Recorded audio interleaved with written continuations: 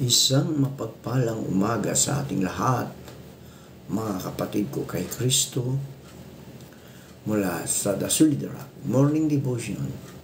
Isang kagalakan na muli tayo ay makapagbulay-bulay sa salita ng Panginoon sa umagang ito. Mga ilang minutong pagbubulay-bulay ng mga salita ng Panginoon upang papurihan at sambahin ang ating Panginoong Hesukristo.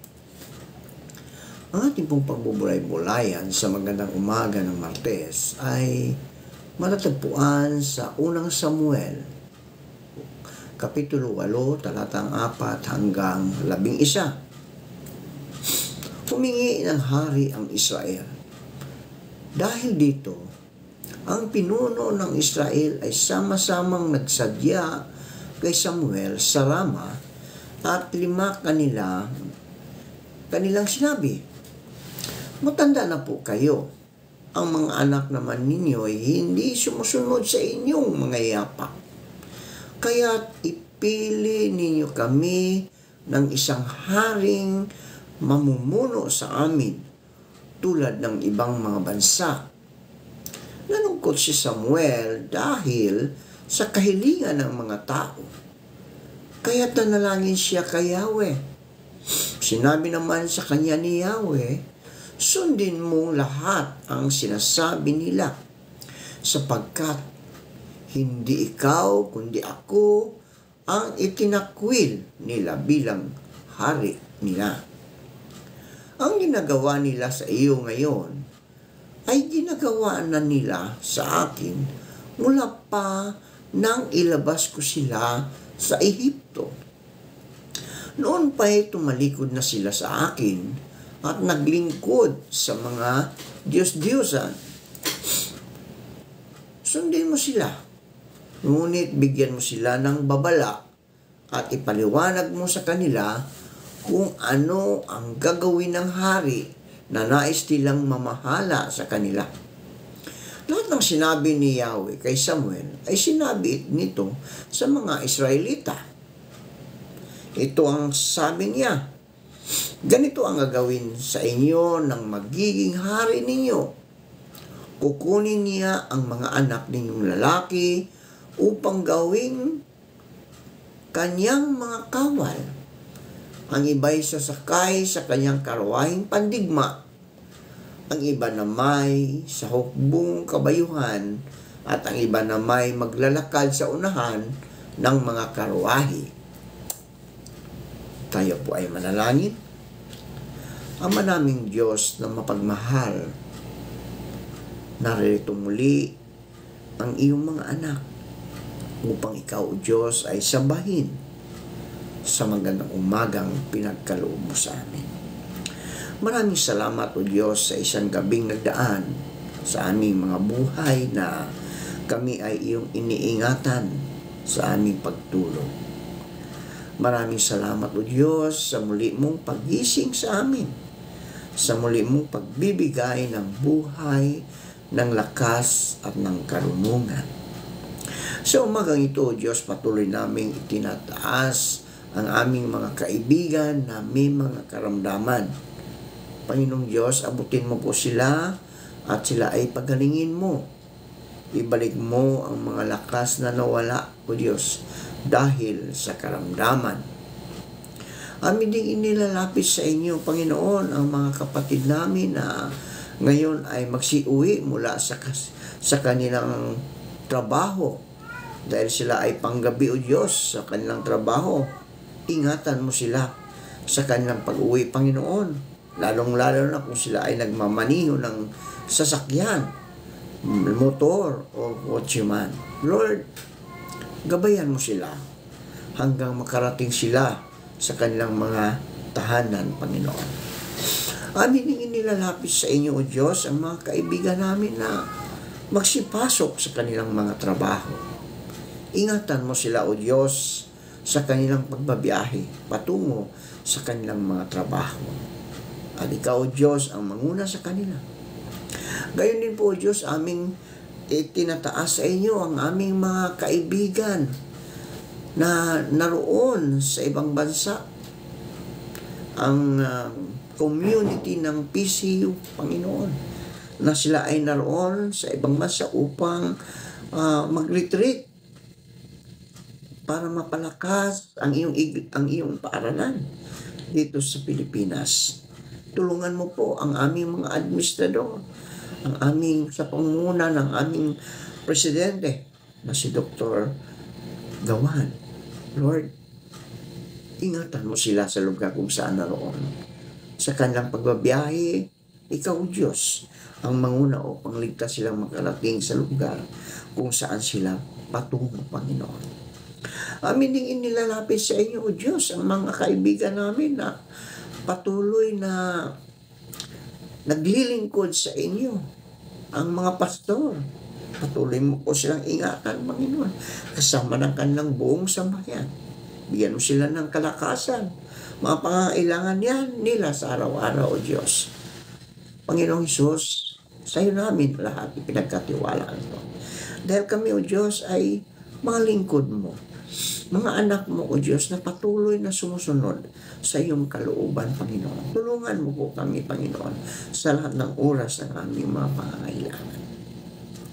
Amin inilalapit sa inyo, Panginoon, ang aming mga kaibigang, mga mangingisda, na sila ingatan mo sa laot ng karagatan, tulad ng pag-iingat mo sa iyong mga apostol na naroon sa laot, nang ang malakas na hangin ay kanilang naranasan at ito'y iyong pinahintuan. Amin din inilalapit sa inyo ang mga magsasaka na patuloy na nagsaka sa panahon ngayon dahil marami na pong mga tubig na iyong ipinagkaloob, Panginoon. Umuulan sa bandang hapon, Lord, salamat dahil ang mga magsasaka ay patuloy na makapagsaka at makapagtanim ng mga pagkain katulad ng palay, gulay at prutas. Maraming salamat po, O Diyos. Panginoon, patuloy ko rin itinataas sa inyo ang aming mga kaibigan na naghahanap ng trabaho. Ito man ay lokal o abroad.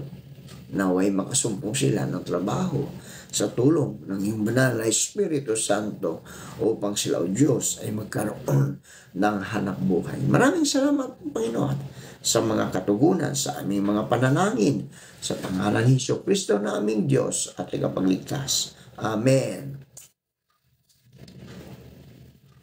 Si Samuel ay naharap sa hamon ng pamagitan sa Diyos at sa kanyang bayan. Ang nais ng bayan ng Diyos ay isang haring mamumuno sa kanila. Ito ay nakakalungkot, nakahilingan, sapagkat ito ay nanangahulugan ng hindi kasya-siya para sa kanila ang paghahari o pamumuno ng Diyos. Nabanggit pa ang itinuturing na kapintasan ni Samuel bilang isang propeta, ang hindi pagsunod sa kanya ng mga anak niya. Tunay nga pong isang kagalakan ng isang magulang na magkaroon ng mga anak na masunurin at mapagmahal sa kanila. Subalit, hindi nasasalamin ng mga Israelita na sila o sila rin ay suwail ng hari maliban sa Diyos.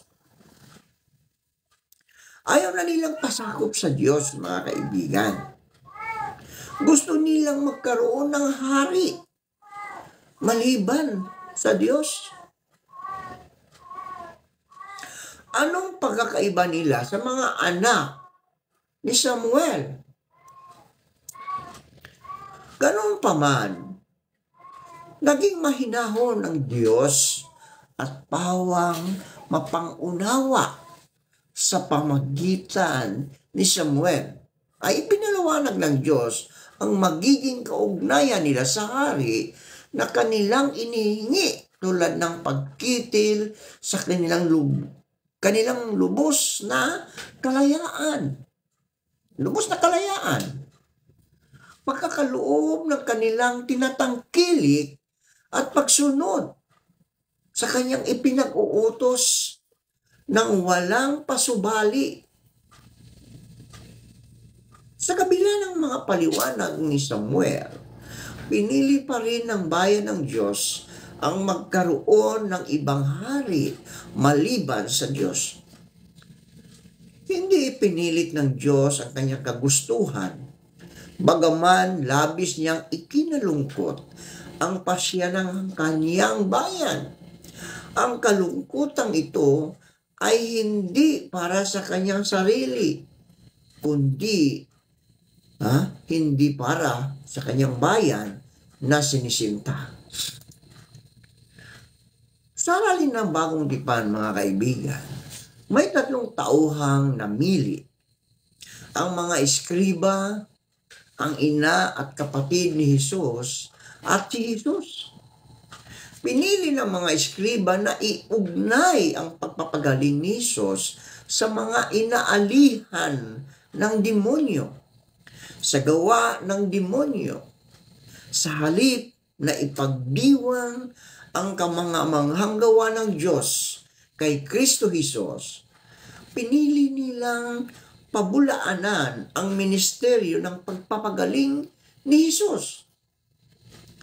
Isang parabula ang sagot ni Jesus sa piniling landas ng mga eskriba. Ang kanyang tanong ay tumatagos sa puso at isipan. Mag-aalsa ba si Satanas laban sa kanyang sarili? Mag-aalsa ba si Satanas laban sa kanyang sarili? Hindi.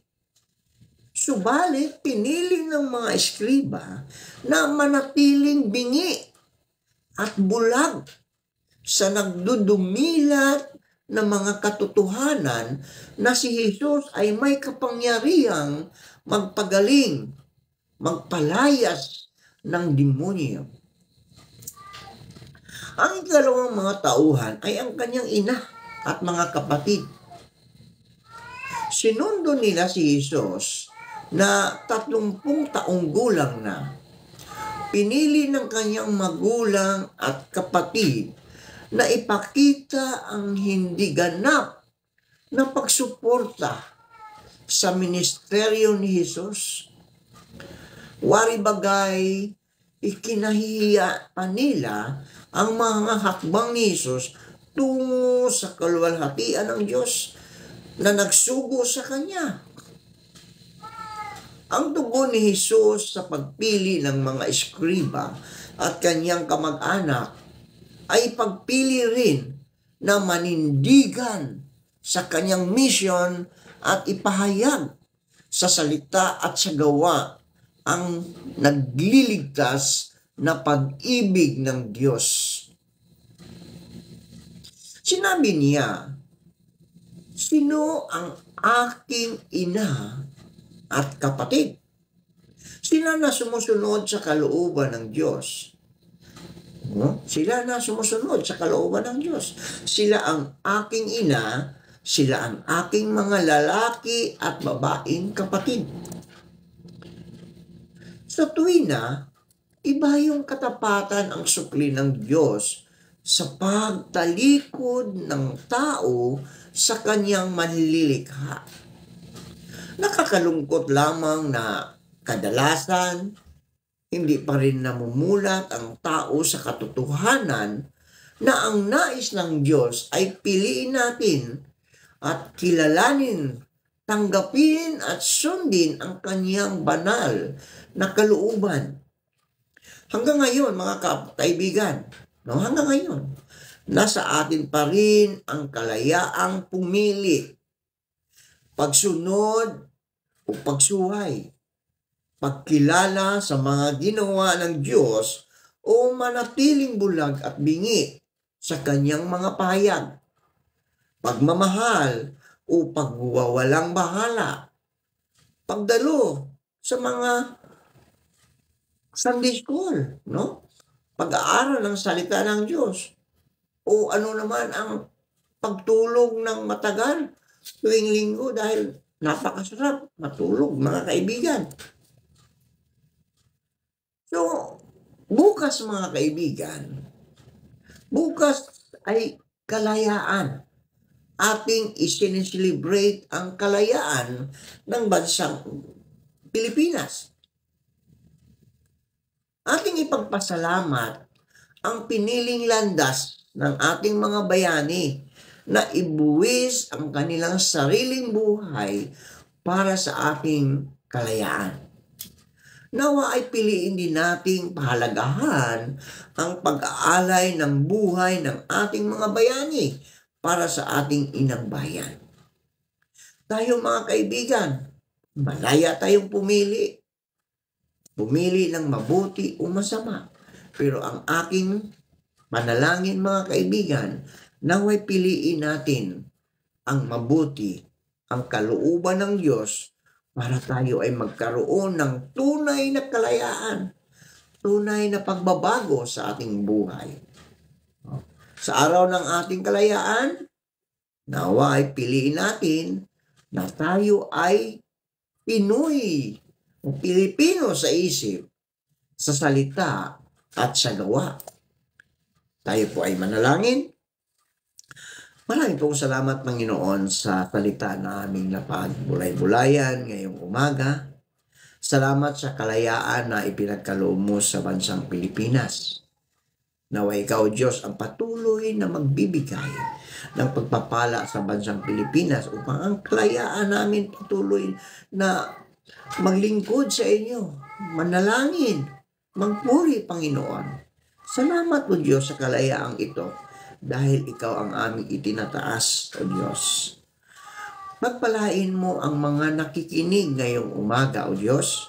Ingatan mo sila sa kanilang mga ginagawa, sa kanilang mga hinahawakan, anuman ang kanilang mga ginagawa, O Diyos, pagpalain mo sila kasama ng kanilang buong sambahayan. Panginoon Hesus, tulad ng mga alagad mo, nagpapasalamat po kami sa inyong pagtitiwala at pagtawag sa amin para maglingkod sa iyo kahit hindi kami karapat-dapat. Makakaasa po kayo na hindi po namin sasayangin ang magandang pagkakataon na ibinigay mo sa amin. Ngayon, ang Panginoon din ng kapayapaan ay magbigay nawa sa inyo ng kapayapaan sa buong panahon at sa lahat ng paraan. Ang Panginoon ay sumainyong lahat nawa. Amen.